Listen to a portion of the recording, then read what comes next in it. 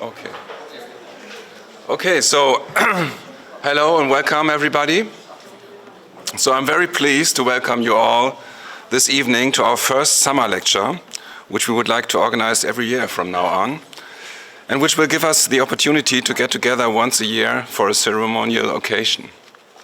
So we would like to thank everyone who has come this evening, and especially, of course, our WOC guest professor, Souleymane Bachir Diagne, who has been inspiring us in smaller and larger events and personal discussions since May this year. So in this context, on behalf of Words of Contradiction, I would also like to thank Karen Struve and Sabine Bröck, who were both part of the committee that nominated a suitable candidate for our first guest professorship. So I think they are present. So Karen is there and Sabine is also there. Yes, thank you. And I also would like to thank our Mercator Fellow at the Research Training Group, Contradiction Studies, Rosina Mart. So I don't want to talk too long now and just briefly announce what you can expect tonight. After Ingo Warnke will say a few words about the new format of the WOC International Guest Professorship, Karen Struve will introduce the biography and work of Souleymane Bachir Diagne. So this will be followed by Bachir's keynote lecture, which will last about 50 minutes, I guess. And then we will move on to the reception, and we can then, can have an informal discussion of the lecture. Then, during the reception, and if you would like to have another opportunity to discuss in a larger group, you will have this opportunity, or you will have the opportunity to do so next Wednesday, so the 3rd of July, at 6:30 in the Haus der Wissenschaft, where Bachir will give a lecture on the humanism of translation. So, and I guess flyers will be available here.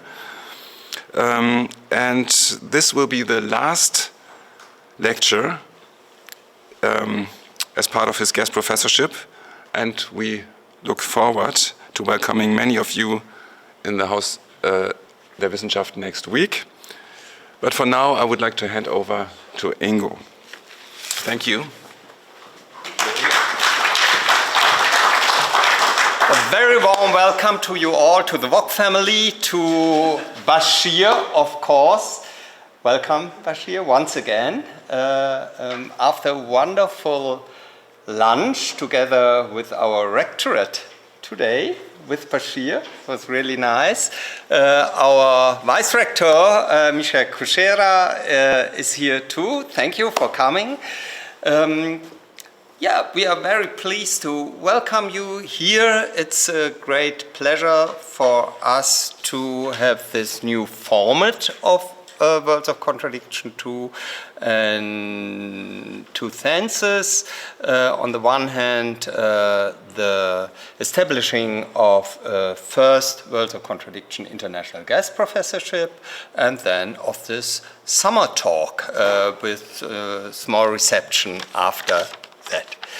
Why International Words of Contradiction Guest Professorship? With the visiting professorship, we would like to open and curate spaces of interdisciplinary dialogues here at the University of Bremen and inside of the Words of Contradiction family, to build WOC as an hospitable place, I hope, of intellectual discussions, and to share our ideas on contradiction studies as we do this with our Mercator Fellows in the Graduiertenkolleg Research Training Group and through a lot of additional initiatives. But why are a guest professorship in WOC now, at this moment? There are a lot of reasons, but let me know one thing. We think that in times of democracies and question, we see really an urgent need for friendly international cooperation, and this guest professorship should be a sign of this too. And then the question, why Souleymane, Bachir, Diagne? That's an open secret, why? And Karin will tell us about it. Thank you, and welcome.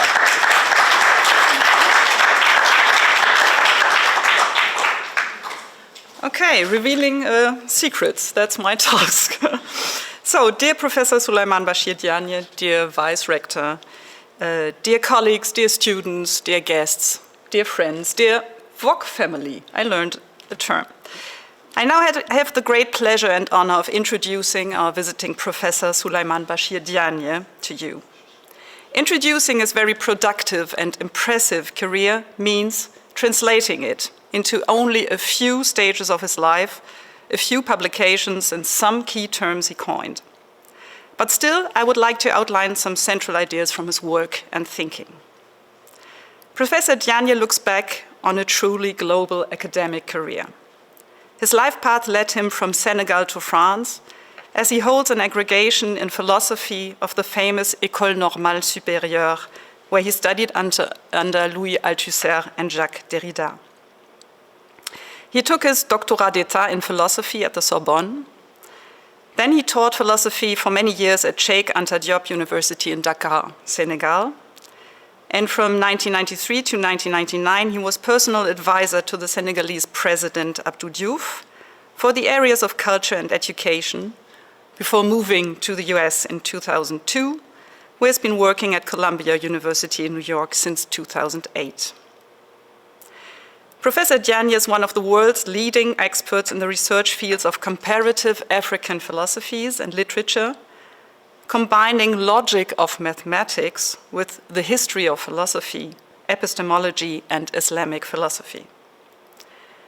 Professor Diagne is a member of the advisory board of several journals, such as the renowned Présence Africaine, and he's chairman of the scientific advisory board for the Franco-German Fund for Provenance Research, especially on African artifacts, at the Center Marc Bloch in Berlin.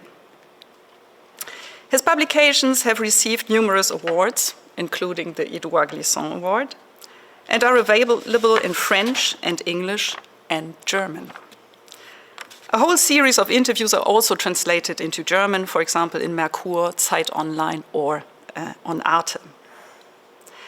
Ever since, he's constantly building bridges between Africa, Europe, and the US, between philosophy and literature, between thinking and believing, between the politics and academia, between colonial history and human future, and last but not least, between languages.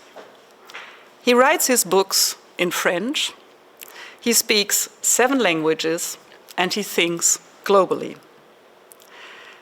I just want to mention a few of his publications. He's the author of Bergson postcolonial, L'élan vital de la pensée de Senghor et Mohamed Iqbal, translated in Postcolonial Bergson in 2019. Léopold Sédar Senghor, L'art africain comme philosophie, translated in African Art as Philosophy, Senghor, Bergson, and the Idea of Négritude in 2011. L'encre des savants, Réflexions sur la philosophie en Afrique, translated in The Ink of the Scholars, Reflections on Philosophy in Africa, 2016.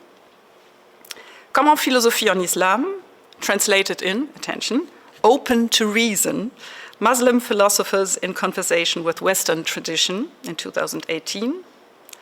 Enquête d'Afrique, Universalisme et Pensée décoloniale, not translated yet. And last but not least, De langue à langue, L'hospitalité de la traduction, translated into German, entitled Von Sprache zu Sprache, Übersetzung als Gastfreundschaft, published just a few weeks ago. You may have already noticed some key issues as bridge peers of his thinking. There is the post-colonial reading of European thinkers, like the philosopher and Nobel Prize in Literature winner Henri Bergson and his Élan vital. You might have heard an initializing reading of how, in Senghor's work, African art is a philosophy. You can find in Professor Diagne's publication list the idea of the ink of the scholars, which refers to the often neglected rich text tradition in African philosophy. Professor Diagne brings supposedly separate, if not contradictory, figures of thought into connection with each other, and thus into a kind of productive friction, if I might call it like this. Accordingly, you can find Muslim philosophers next to reason and Western traditions, or the question of how to interpret philosophically a religious narrative. Diagne's work is deeply influenced by a specific way of thinking, universalism, Ubuntu, and translation.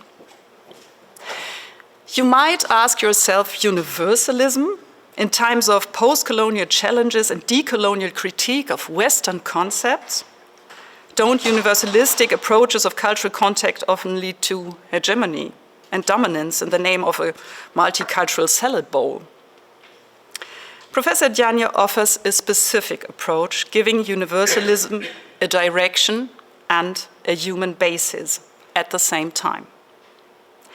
Referring to the work of Etienne Balibar, Emmanuel Wallerstein, Aimé Césaire, and Senghor, he addresses ways to think the universal beyond exclusion and domination, and to conceive of a truly universal universalism. The Western notion of universalism can no longer be understood as a vertical, top-down universal, but has to refer to a horizontality of the relationships between cultures and languages. Further, this can be called with Merleau-Ponty a lateral or even a multilateral universal, where an ongoing process of translation seems to be crucial.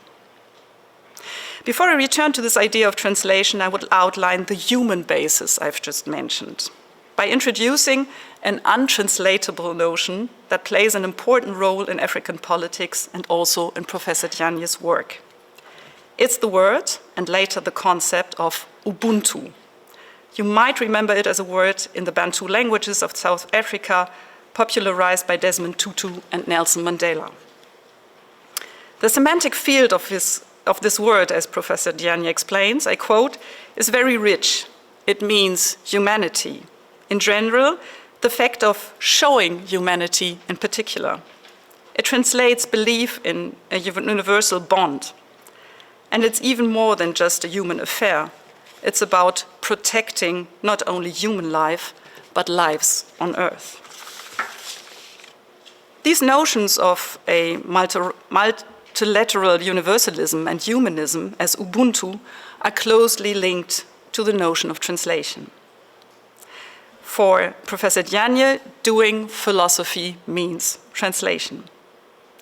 No philosophical system emerged from itself, but is evidence of a dialogue, an exchange between philosophers from different cultural areas and belief systems, be it the Arabic origin of European algebra, the mutual influence of Arabic and Greek philosophy, or the controversial debates between the Indian thinker Iqbal and European philosophers such as Nietzsche.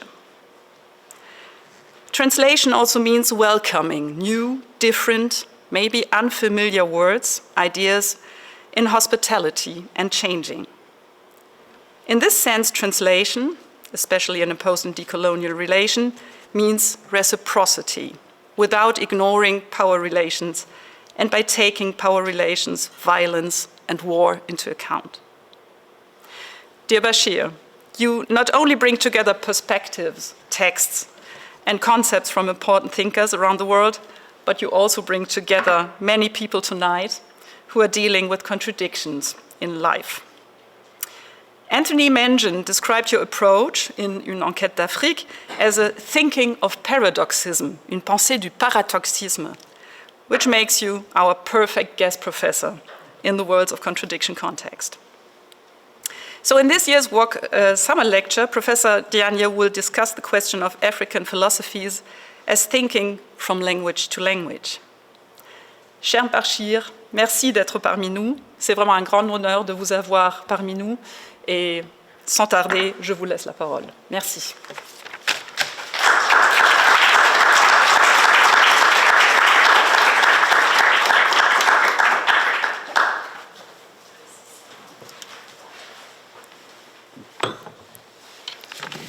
Merci infiniment, chère Karen. Puisque vous avez terminé en français, je vous remercie en français. Et j'ajoute Dankeschön ab immo pectore, mélangeant les langues, puisque vous avez généreusement parlé des 7 langues que je parle. Except that among the 7 languages that I work with, 2 of them are dead languages. So I cannot really claim that I do speak them. But thank you so much for this generous introduction, and thank you for everything, because I know how much my presence here owes to you, to your attentive reading of my work, and also to Sabine, whom oh, you changed seats. Okay, to be next to my hat and make sure that it stays there. Thank you so much. And it's great to have in you, Sabine, a compatriot of mine. I don't know if people know it here, because speaking of many languages, you and I speak in Wolof. Tuti, batay bahna. And I thank you for the conversation we had and the invitation you extended to me, which actually taught me something that is going to be important for my work and the current work I'm writing. I enjoyed our discussion on Afro-pessimism. I don't say that you have reconciled me with Afro-pessimism, because I still think that it is a very nihilistic way of thinking, but you have taught me to see it in a larger perspective, and for that I'm very thankful. And that is what traveling from campus to campus, as I have done for most of my life, means also. You go there, and serendipity is such that you come across thoughts that are going to be very important for your work. And this is what happened to me here, being here in Bremen. So I would like to continue on the words of obviously express my gratitude to WOC, to the word of contradiction. Say a huge thank you to the rectorate, which was very, and to the vice rector here present, who was very generous inviting me and having a wonderful conversation with me. I would like to thank you very specially, dear Ingo, for the hospitality of WOC, and thank Eller Vos, whom I consider now a friend. It is on my side, and I'll work on making it also on your side. And so I have enjoyed all the time we have spent together and the conversation we have had. And I would not like to forget Zoe, who has answers for all questions that I may have. My presentation this evening explores the important question of the languages of philosophy in order to illustrate the following thesis of mine, that African philosophers are philosophers who think from language to language, that African philosophy is a philosophy between languages, and now quite a rich literature which has developed in heteroglossia, which would be a kind of scholarly term for thinking from language to language or thinking between languages. But let me start with the very general question of the languages of philosophy by considering the way it is posed by French philosopher Maurice Merleau-Ponty, another philosopher that I turned into a post-colonial thinker. Maurice Merleau-Ponty, in his phenomenological approach to language. More precisely, I have in mind here the text on Husserl, on Edmund Husserl, collected under the title On the Phenomenology of Language, in particular the essay entitled The Philosopher and Sociology, in the volume Science, a collection of essays published in English by Northwestern University Press in 1964. It was published as a volume by Maurice Merleau-Ponty in 1960, and most of the essays were written in the 50s, in the late 50s, to compose this volume, Science. Maurice Merleau-Ponty explains that there had been a move from an early Edmund Husserl, the Edmund Husserl who wrote the Logical Investigations, or Ideen, in the beginning of the 20th century, and Ideen, I think it was in 1913. And there was a move, according to Merleau-Ponty, from that early Edmund Husserl to a later Edmund Husserl.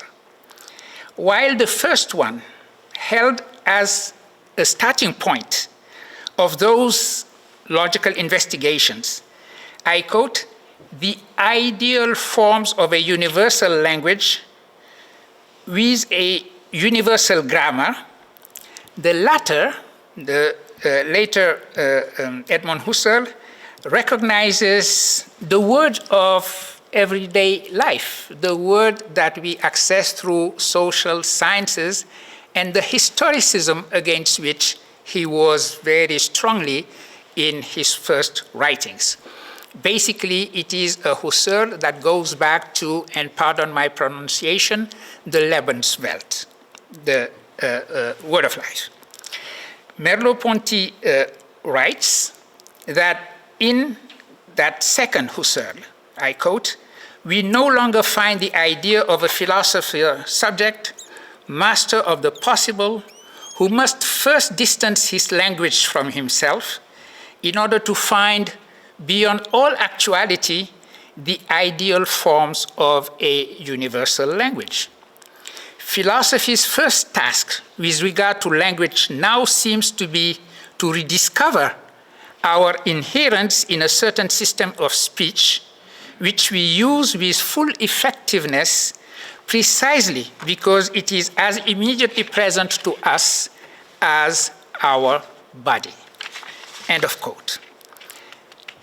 In sum, what Merleau-Ponty is saying is that the philosopher of the science of transcendental subjectivity, the science of the essence of consciousness prior to all empirical observations and investigations, now makes room for the philosopher who acknowledges that he is situated in language and that he speaks. That is what Merleau-Ponty says. Le philosophe est d'abord celui qui s'aperçoit qu'il est situé dans le langage, qu'il parle. I call your attention to the phrase as present to us as our body. So the move from the philosophy of universal grammar to paying attention to the languages that we actually speak and that are as present to us as our body. So being situated in a language is an aspect of our being in the world as body, as even flesh, to use a word that Merleau-Ponty has turned into a concept.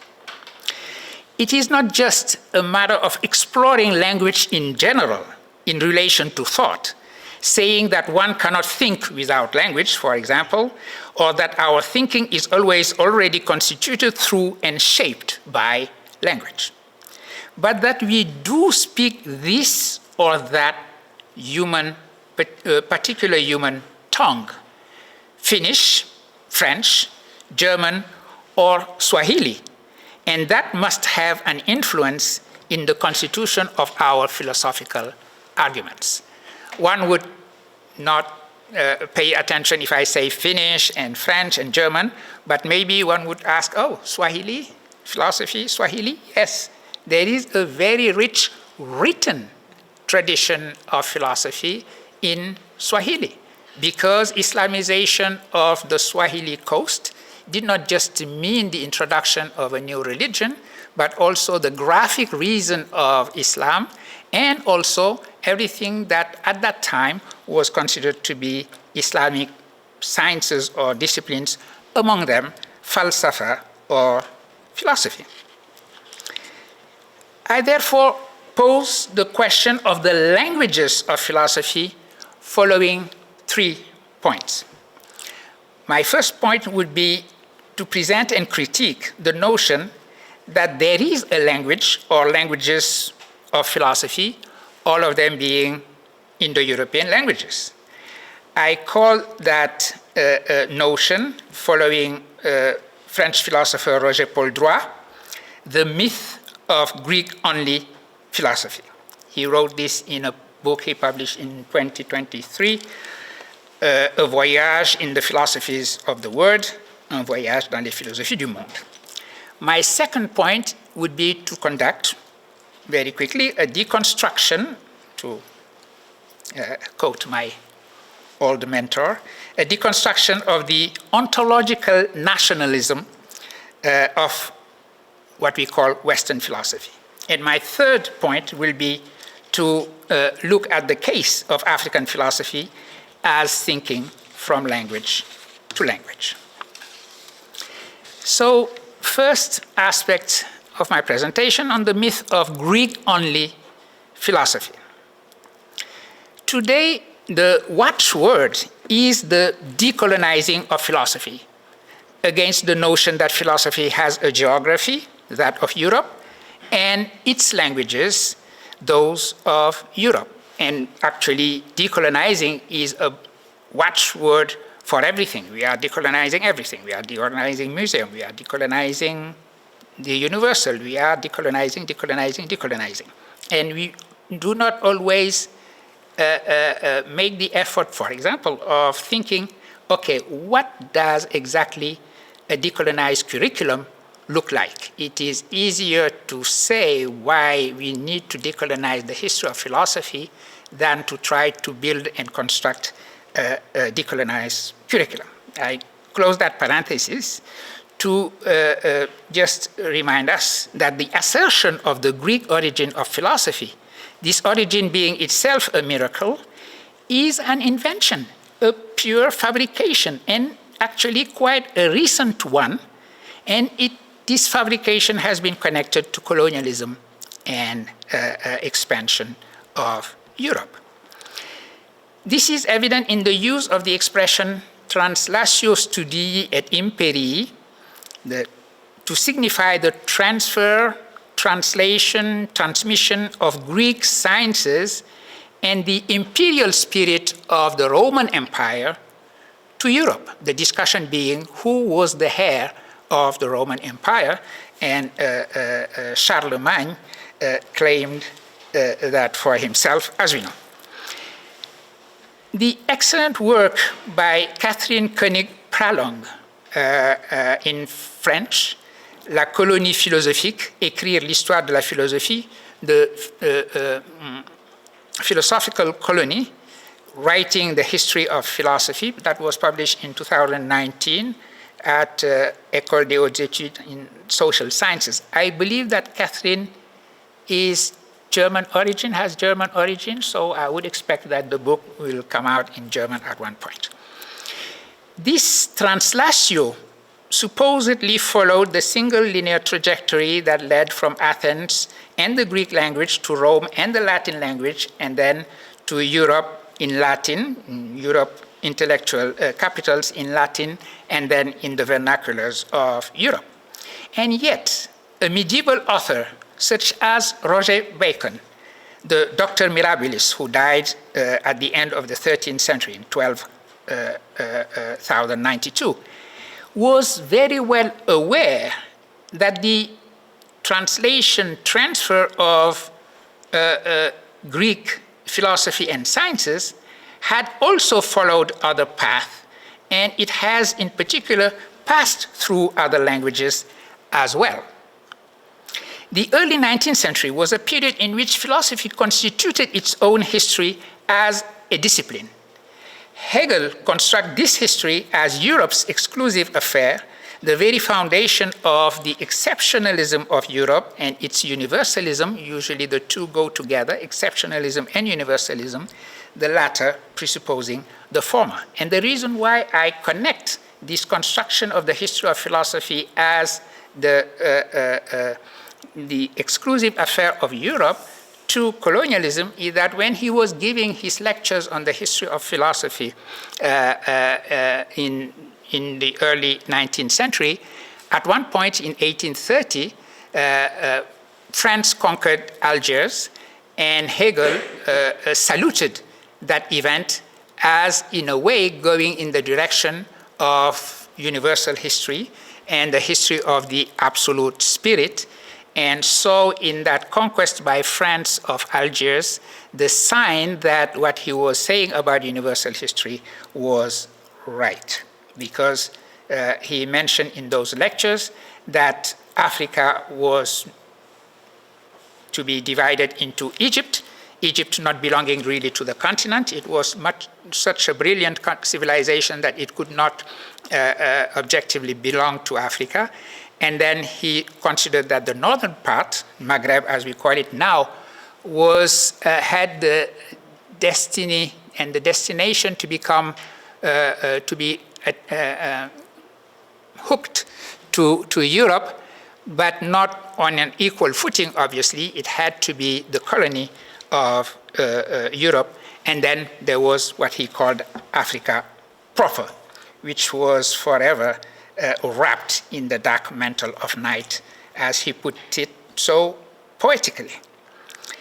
Thus, with Hegel above all, and other philosophers after him, Europe's universalist self-narrative would also become the modern myth of Greek-only philosophy.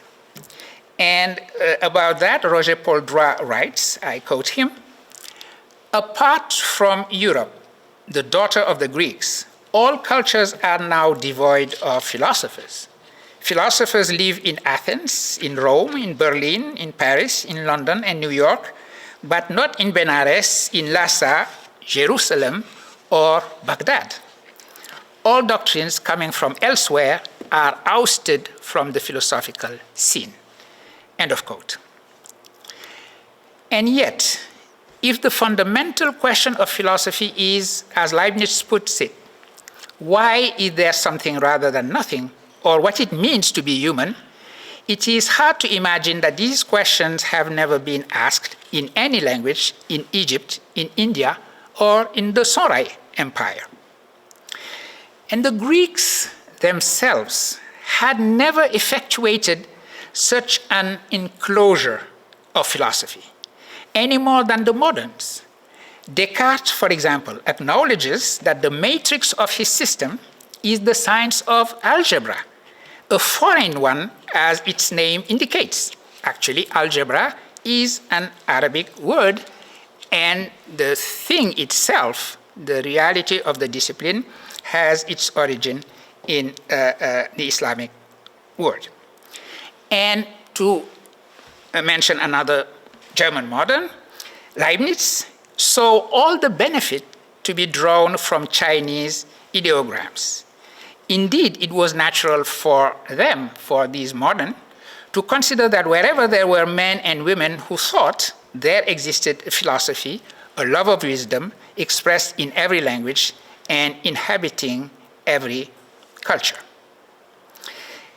So even if we focus solely on Greek philosophy, it is simply not true that its translation, transmission, transfer to the nations, the translatio studii, as it was called, only followed a path that was internal to what we construct as Europe and Western philosophy, leading, as I said, from Athens to Rome, and from Rome to Heidelberg, Paris, or London, from Greek to Latin, then soon to European vernaculars. So I mentioned the thought of Roger Bacon about that. Now I quote him. This is exactly what the Dr. Mirabilis says. God first revealed philosophy to his saints and gave them the laws. It was therefore given first and most completely in the Hebrew language. It was then renewed in the Greek language, principally by Aristotle. Then in the Arabic language, principally by Avicenna. But it was never composed in Latin and was simply translated there on the basis of foreign languages, and the best texts are not translated. I gave you the quote to note with you here that translatio passed through the Islamic word, and Arabic became the philosophical language of Avicenna in Persia, of Averroes, of Ibn Tufayl, but also of Maimonides in Andalusia, Sadia Gaon, or Ahmed Baba. As I said, you have answers for everything. Or Ahmed Baba al-Sanaji al-Timbukti, the intellectual who lived in Timbuktu before he was actually abducted by the Moroccan Sultan. He lived in Timbuktu, the intellectual capital of Mali Empire, and then of the Songhai Empire. As I said, in a parenthesis, he was at one point in 1491 captured by the Sultan of Morocco and his armies and taken to Marrakesh. And in Marrakesh, they realized just that he was coming from a truly important intellectual center, and because of his knowledge, he became a guest professor in Marrakesh. The difference between him and myself being that he was abducted, and I just enthusiastically ran when I had the honor of being invited by you. But against the reality of this transmission along other paths and languages, against the notion of philosophies from elsewhere, Hegel would construct that of philosophy proper, which literally takes root in Europe, since there, he says, is the only soil on which it can grow. I insist on this operator proper. Proper is a way of excluding. Of course, you cannot ignore that you have philosophers whose names are Avicenna, Averroes, or Ibn Tufayl, or Al-Ghazali, because these authors had been translated into Latin and their works were being circulated in Europe. So what do you do if you want to make philosophy the telos of Europe and the exclusive property of Europe? You use the operator proper. You say, I'm not talking about philosophy in general, I'm talking about philosophy proper. And so philosophy proper has a soil, proper soil, which is also that of language. So to disqualify Islamic philosophy, for example, it suffices to assert that philosophizing cannot take place in the environment of a fanatical religion and in a language that cannot convey the universal. Indeed, he has also raised the question of whether German or French is more universal. The latter, where the order of words starting with the subject, then the action followed by the object, is that of reason itself. That was the claim from French. You start with the subject, the action, and the object of the action. Or the former, where flexibility in the order of words follow that of the logos. And I am giving these examples because actually we talk about European universalism, but European universalism itself is a construction because European universalisms do not always speak the same language.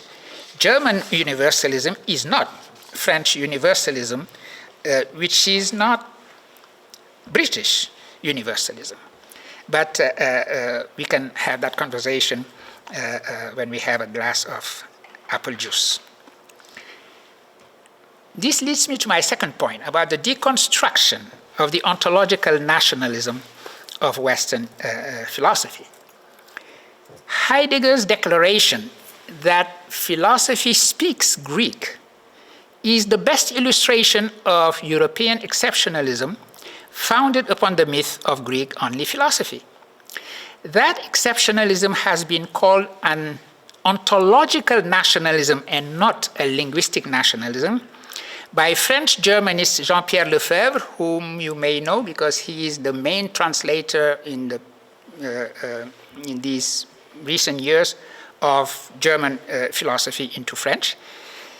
So he has used that expression because this nationalism rests upon the use of the verb to be, einai, with a present participle on, so hence ontology, that characterizes not only the Greek language but also Indo-European languages in general. As far as the verb to be is concerned, its alleged lack in non-Indo-European languages is at the heart of the colonial claim that philosophy is Europe's unique telos. It is a fact that there are languages with the copula einai, esse, être, sein, or to be, and languages that are without Indo-European copula. And the fact is an important aspect of Heidegger's assertion that philosophy speaks Greek, which is thus the abode of being, and maybe he would add also other copula languages in this case. Thus, the general form of attribution of a given quality P to a subject S in these languages is always as follows: S is P. For example, the sky is blue, the flowers are beautiful. And actually, speaking of translation and non-Western philosophy, this was a problem when Greek philosophy was translated into Arabic. Aristotle insisted on the canonical form of the proposition. A proposition has to have that form, a subject, the copula, and a predicate. So even a form of an active verb such as Socrates walks would be turned into Socrates is walking. And if you are dealing with an Indo-European language, you can do that all the time and respect this canonical form. So the insistence by Aristotle was such that when the Arab word, the Islamic word, inherited Greek philosophy and started translating it, they had to twist, in a way, their ordinary ways of speaking in order to accommodate that canonical form of the proposition. You would say more currently in Arabic, Socrates maridun, Socrates is sick or is ill, rather than have a copula. You could have a copula that would mean something like is found, Socrates mawjud maridan, for example. But one form which is more current in Arabic would be to say, to use the personal pronoun and say Socrates huwa maridun, Socrates he ill.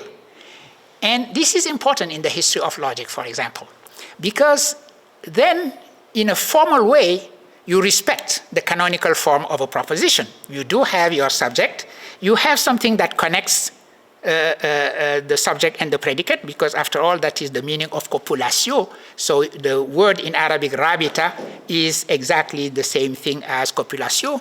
So and then a predicate. But here you have huwa, a personal pronoun, meaning that you have taken out of the proposition its ontological weight. This became very important in the history of logic, because the onto-logic of Aristotle was somehow lost the ontological weight of it, which was much better for the subsequent history of logic as a logic of classes or a logic of relations, etc., etc. I mentioned this in passing because it shows the interest of translation. Translation transforms what is being translated and gives to it a new meaning that might be a progress, actually, because you were dealing with the untranslatable. You could not translate this Indo-European form into a Semitic language, but then the device by which you succeeded in translating it turned out to be a progress in the history of the discipline. So to consider that this way of attributing a predicate to a subject is universal is to consider that ontology is naturally anchored in the grammar of the copula. To be without copula does not mean lacking it. All languages as systems of coordinates to which the word is related are complete, as ethnolinguist Edward Sapir's work demonstrates. That analytical metaphor expresses, the analytical metaphor of system of coordinates expresses linguistic relativism. It rather relativizes and deconstructs linguistic nationalism by saying, and I quote here Sapir. No, I won't quote him because now I have to go fast. He was just saying that actually all languages are equivalent when it comes to relating to reality. And to that general observation he had that philosophy can be expressed in any single language, French linguist Émile Benveniste has given an illustration in his article written in 1958 entitled Linguistic Categories and Categories of Thought, in which he demonstrated that Aristotle's categories of being, in fact, indicated first and foremost different ways of using the verb to be, because the categories were answering the question to be how much, to be where, to be in what state, etc. In a word, Aristotle's categories of being, thinking, were categories of the Greek language mainly. Hence, the table of the 10 categories that we find in Aristotle and that all answer the question, what, substance, how much, quantity, qualis, quality, where, location, when, time, in what position, position, state, doing what, action, and suffering what, passion. And as a counterexample, Émile Benveniste considered an African language, Ewe, spoken in Togo, where attribution is not made by means of a copula. And he enumerated a certain number of cases when you would be using to translate to be different verbs according to the situation, according to what the predicate is, etc., etc. The main point here is that every language is considered to be a complete language, lacks nothing, and that it is absurd to say in particular that it does not have the verb to be, or that it has too many verbs to be, if you take the case of Ewe. And this leads me to my third and final point, which is the African philosophy as thinking from language to language. So speaking of Ewe grammar, Benveniste had the following remark to make. This language does not lack the verb to be, but constructs attribution according to a different logic. So, and then from that observation, he declares that in an Ewe metaphysics, and this is hypothetical obviously, in an Ewe metaphysics, the notion of being would be totally different. So after that kind of observation, are we going to say, well, each language has their own metaphysic or their own philosophy inherent to it? Are we going to advocate radical linguistic relativism or ontological relativism that is also ipso facto a way of saying that ways of philosophizing are separate? Rwandan philosopher Alexis Kagame is the best illustration of that position. Building on Father Temple's seminal work, Bantu Philosophy, Kagame has undertaken the task of reconstructing the ontology inherent in the Kenya-Rwandan language, and more generally Bantu languages, on the model and against the model of Aristotle's categories.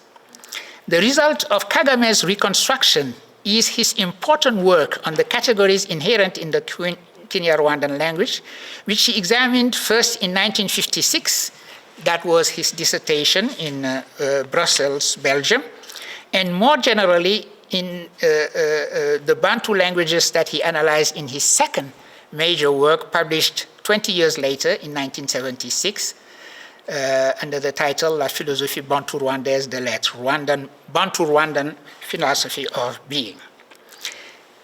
The categories that can be exhumed from the Kenya-Rwandan language, he declared, can be reduced to 4. Muntu, the being of intelligence, and the Muntu is formed by adding the prefix mu to the radical ntu. Then the second would be Kintu, the being without intelligence. Again, you have the prefix ki and the radical ntu. Hantu would be concerning time and place with the prefix ha. And Kuntu, grouping various other modalities, relation, disposition, action, passion, possession, is formed with the prefix ku. And the same radical, the common radical, the root of what exists, which is ntu and tu, meaning both being and force, and that Temples before Kagame had translated as being force with a hyphen between the two. This could be, if we do comparative philosophy on the African continent, there could be a rapprochement could be made with Nyama among the Dogon people in West Africa, where you find this notion also of a being force. So I come back, having very quickly given you that example of the work done by Alexis Kagame, I come back to my question. Are we dealing here with an ontological nationalism, if you allow me to play on words, to be opposed to the ontological nationalism of the myth of Greek-only philosophy? So that is not my position. My position is a translational relationship to the notion of decolonizing. So against linguistic nationalism in philosophy, I would like to make 3 remarks. First remark, yes, it is true that there is such a thing as a philosophical grammar of the languages that we speak. Nietzsche, who insisted that philosophy is first and foremost philology, has written, allow me to quote some Nietzsche at length, philosophizing is so far an atavism of the highest order. The wonderful family resemblance of all Indian, Greek, and German philosophizing is easily enough explained. In fact, where there is affinity of language, owing to the common philosophy of grammar, my emphasis, I mean owing to the unconscious domination and guidance of similar grammatical functions, it cannot be that everything is prepared at the outset for a similar development and succession of philosophical systems, just as the way seems barred against certain other possibilities of word interpretations. It is highly probable that philosophers within the domain of the Ural-Altaic languages, where the conception of the subject is least developed, look otherwise into the word and will be found on path of thought different from those of the Indo-Germans and Mussulmans. The spell of certain grammatical function is ultimately the spell of physiological valuations and racial conditions, so much by way of rejecting Locke's superficiality with regard to the origin of ideas. I'm sure most of you know this quote, which is coming from Jenseits von Gut und Böse. Pardon my pronunciation. He speaks here of possibilities, and that is very important. The philosophical grammar that is inherent to any language inclines us in a certain direction, but inclination doesn't mean necessity. It inclines but does not necessitate. You can always, within a given language, work out something that was not prepared by that language or even permitted by that language. The case of philosophers who try to create new concepts within and that are unheard of is a case that we can see here. My old professor, Althusser, wrote about the fact that concepts start by being metaphors. Because a metaphor, if we take the etymology of the word, is what carries us beyond actually the limitation of languages. So a metaphorical use of the language is always possible against what we might otherwise consider to be the necessity of philosophical grammar. That was my first remark. My second remark. Thinking from language to language is against relativism to believe in translation. That is the position I defend. In his second work, Philosophie bantou rwandaise des lettres, Kagame's relativism leads him to the affirmation that ultimately philosophical arguments in a given language make sense only in that language and are fundamentally untranslatable in another. He writes, for example, that Descartes' cogito, I think, therefore I am, cannot be comprehended and therefore translated into Kinyarwanda. Translation is impossible, he claims.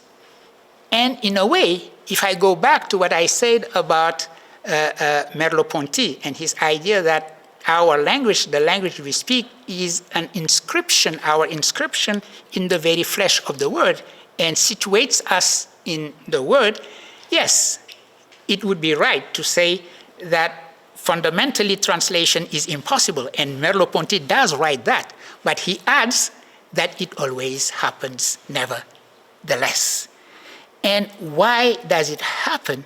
Precisely because language translation is the test of the foreign, to use the title of a book of a philosopher of translation, Antoine Bremen.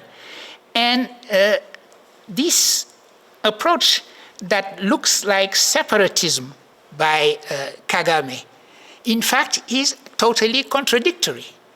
And if we look at it, what is he saying by saying that Descartes' cogito doesn't make sense in Kinyarwandan language? He is building an ontology, as I have called it, after the model of Aristotle's ontology, in thinking between languages and in affirming the role of linguistic categories in our thinking. This is primarily the way in which Aristotle constructed his ontology. And in so doing, in doing the same thing, he is just mimicking Aristotle and assuming the same premise that our linguistic categories are what determine our thought, the categories of our thought. So at the same time that he is saying each language should have their own philosophy, he is paying tribute to the way in which philosophizing happened in the Greek language, and he is thinking in heteroglossia from language to language. And so that leads me to my third and last point, and my unapologetic universalism that Karen presented so eloquently. Heteroglossia, or thinking from language to language, is the situation of African philosophers anyway. Now the question is, does that mean domination? Is diglossia, for example, the sign of domination? We could go in that direction, especially if we pay attention to this wonderful title by French sociologist Pascal Casanova, who passed away not so long ago, unfortunately, who wrote this wonderful book, La langue mondiale, traduction et domination, in 2015, the word language, translation, and domination. And I call your attention in the fact that the very title connects translation with domination. And in her book, Pascal Casanova considered that diglossia is always a sign that a people is dominated, and its language is a peripheral one. First observation, yes, she is right. I naturally speak both Wolof and French, and the fact that I speak Wolof and French is the sign that Senegal was a former French colony. But what does that mean when it comes to translation and thought? What does it mean when we pose the question of decolonizing the mind, to quote a title by Ngugi wa Thiong'o? Even in a footnote, Pascal Casanova writes that when Rabindranath Tagore, the Bengali poet and thinker, when Tagore translates himself from Bengal into English, he adjusts his writing to the dominant culture or system, meaning that he doesn't translate himself in Bengali the way he would speak naturally in Bengali, but he sort of translates himself to accommodate what would be an English pattern, for example, which is just what translation does. Why would that mean domination, and why would we make Rabindranath Tagore a kind of dupe who is actually being duped by colonialism without paying attention? We end up with this kind of thinking denying any kind of agency to anybody who was formerly colonized. You mentioned my work on Iqbal and the insistence by Iqbal on an emerging cosmology, that the word is a living force, that is and I had a student who said once, oh, okay, maybe he is talking about force because colonialism is just deforcing and, taking all force and life force out of the colonial.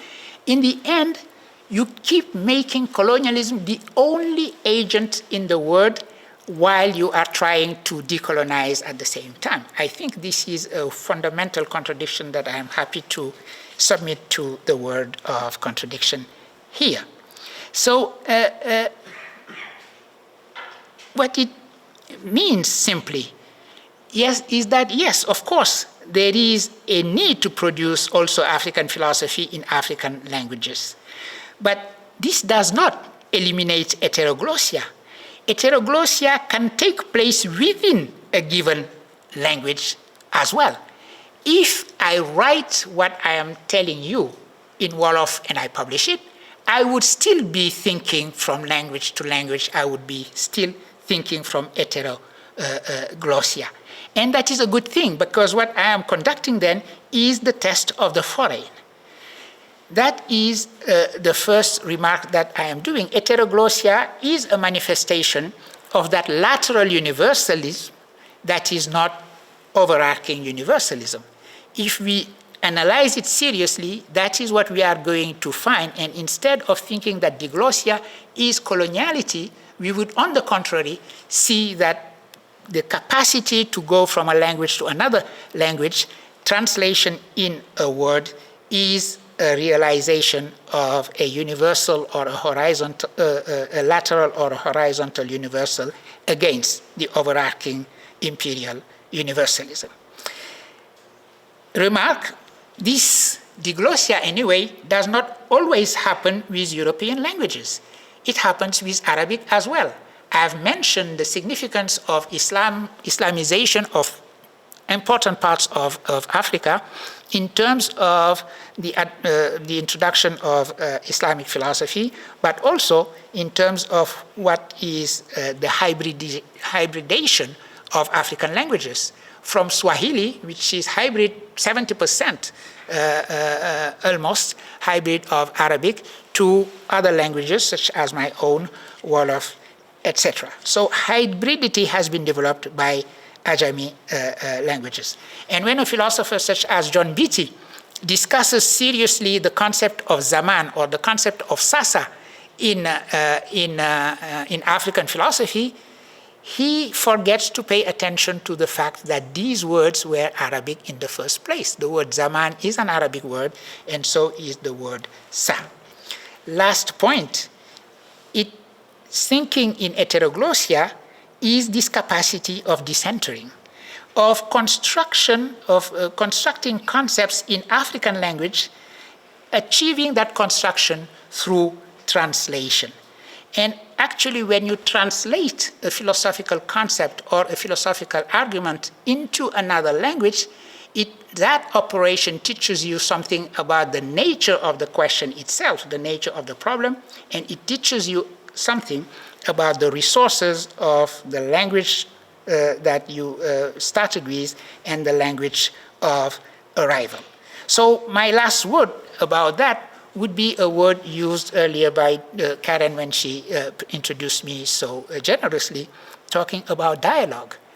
Heteroglossia is the fundamental aspect of this concept that defines our discipline, the discipline of philosophy, the capacity to conduct a dialogue, the capacity to present an argument and listen to a counter-argument, and from there try to build something else. This is the form of translational aspect of decolonizing philosophy that I am working on, and I am very happy to present that aspect of my work to WOC, to present it to you, and I am quite grateful that you were so patient and so welcoming for what I had to say. Thank you very much.